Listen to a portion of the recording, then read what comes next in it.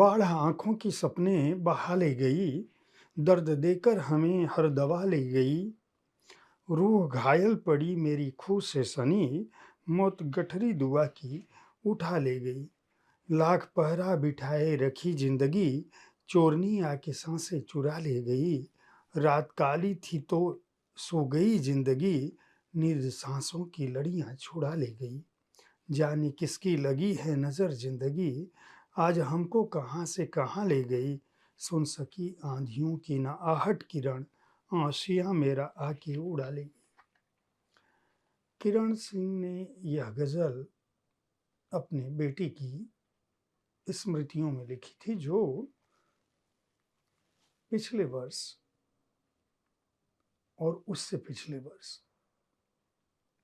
किसी अखबार में छपी थी। किरण सिंह ने इस दर्द भरी गजल के अलावा एक कृति लिखी है और उसी पर मैं आज चर्चा करूंगा। नमस्कार, आप देख रहे हैं साहित्य तक के बुक कैफे का एक दिन एक किताब कार्यक्रम। मैं हूं जयप्रकाश पांडे और आज जिस पुस्तक के साथ मैं उपस्थित हूं उसका नाम है ऋषि। जैसा कि मैंने बताया, यह किरण सिंह की अपने पुत्र के संस्मरणों पर आधारित कृति है। किरण सिंह का जन्म बलिया में हुआ। वे बाल साहित्य, कविता, कहानी संग्रह, कथा संपादन सभी क्षेत्रों में सक्रिय रही हैं। 50 से अधिक पुस्तकें उनकी प्रकाशित हो चुकी हैं। 21 पुस्तकों में सीधे सीधे उनका अपना अनुभव था और 25 से अधिक साझा संकलनों में उनकी कृतियां गई हैं। ऋषि को वह उस रूप में याद करती हैं, उस लड़के के रूप में याद करती हैं जिसने उनके जीवन को गढ़ा और एक दिशा दी। जीवन में जब कोई अपना चला जाता है तो एक लेखक मन किस तरह से उस पीड़ा की अनुभूति करता है। किरण सिंह का मानना है कि किसी के भी जीवन से उसकी संतान का जाना सबसे बड़ा दुख है। शोले फिल्म में एक डायलॉग जिन लोगों ने देखा होगा, उसमें एक डायलॉग है कि जानते हो भाई, जिंदगी का सबसे बड़ा बोझ क्या होता है? एक पिता के कंधों पर बेटे की लाश। दरअसल यह दुख जो है वह हर माता, हर पिता, हर भाई और हर परिवारी जन के लिए है जब कोई युवा असमय चला जाता है। ऋषि की जो जिंदगी थी, किस तरह से वह किरण सिंह की कोख में जन्म लेता है, किस तरह से अपने ननिहाल में उसकी स्थितियां होती है, स्कूल के दिनों की उसकी चुहल, किस तरह से एक दिन वह मोबाइल पर कुछ तस्वीरें देख रहा था। उस ज़माने में स्मार्टफोन आने शुरू हुए थे और घर में शिकायत आई कि आपका बेटा अश्लील चित्र देख रहा था। माता पिता दोनों गए। किस तरह से उसके बोर्डिंग के स्कूल के दिनों की क्या स्थितियां थी और अपने भाई आरसी के साथ उसका किस तरह का लगाव था। माता पिता के सपनों और उम्मीदों को उस लड़के ने किस तरह से परवान चढ़ाया, किस तरह से अपने माता पिता के लिए बड़ी गाड़ियां खरीदी।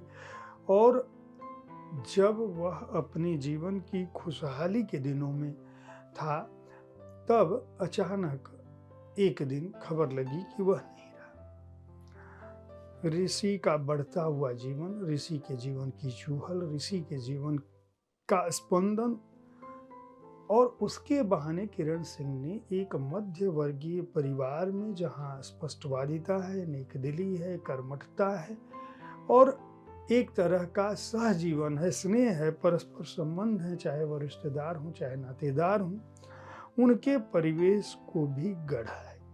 बच्चे बचपन में किस तरह से सीखते हैं, उनके लिए माता पिता क्या कोशिशें करते हैं, बच्चों का जीवन सुखद हो उसके लिए क्या क्या सपने देखते हैं, और साथ ही साथ किस तरह से जब बच्चों को जन्म लेना होता है, माँ गर्भ धारण करती है और उसके बाद की जो दिक्कतें हैं, वह सब कुछ इस पुस्तक में समाहित है। पुस्तक की विशेषता यह भी कि आरसी के जीवन से भी उन्होंने लिखा है और अपनी उम्र को, एक तरह से किरण सिंह ने अपनी जीवन यात्रा को इस पुस्तक में दर्ज किया है। साथ ही साथ युवाओं को कि किस तरह से वो प्रतियोगी परीक्षाओं में जब जाते हैं तब क्या कुछ होता है। अपनी पुस्तक में वो लिखती हैं कि कहा जाता है कि आदमी पितृ ऋण से तो मुक्ति पा लेता है, लेकिन मातृ ऋण से मुक्त नहीं हो पाता। लेकिन ऋषि ने जिस तरह से अपनी माँ की बीमारी के दौरान उनकी देखभाल की थी, उनकी सर्जरी के दौरान देखभाल की थी, उससे वह मानती हैं कि वह मातृ ऋण से भी मुक्त हो गया हो।